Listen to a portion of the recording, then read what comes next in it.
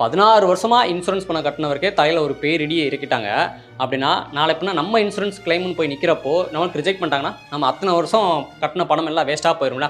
அதனால் நம்ம இன்சூரன்ஸ் எடுக்கிறதுக்கு முன்னாடி ஒரு நல்ல கம்பெனியை பார்த்து சூஸ் பண்ணணும். நல்ல கம்பெனியா இல்லையாங்கிறத ஒரு 5 விஷயத்த பார்த்து நம்ம சூஸ் பண்ணிடலாம்.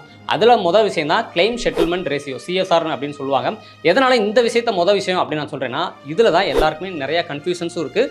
கவர்மெண்ட்டோட ஒரு அமைப்பான ஐஆர்டிஏயும், அதாவது இன்சூரன்ஸ் கம்பெனியெல்லாம் ரெகுலேட் பண்ணுற ஐஆர்டிஏயும் இதில் தான் ஒரு புது விஷயத்த சொல்லியிருக்காங்க, ஒரு கன்ஃபியூஷனையும் சொல்லியிருக்காங்க.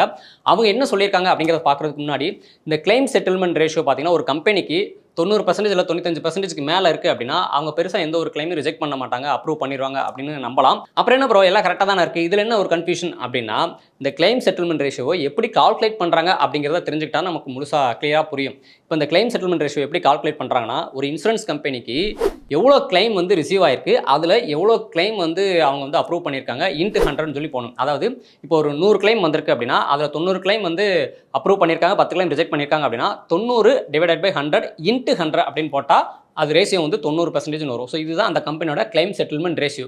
அப்புறம் என்ன ப்ரோ, எல்லாமே கரெக்டாக தானே இருக்குது, இதில் என்ன கன்ஃபியூஷன் அப்படின்னா, இதில் தான் ஒரு புது கன்ஃபியூஷனே வந்திருக்கு அப்படின்னு சொல்லி ஐஆர்டிஏ கண்டுபிடிச்சு சொல்லியிருக்காங்க.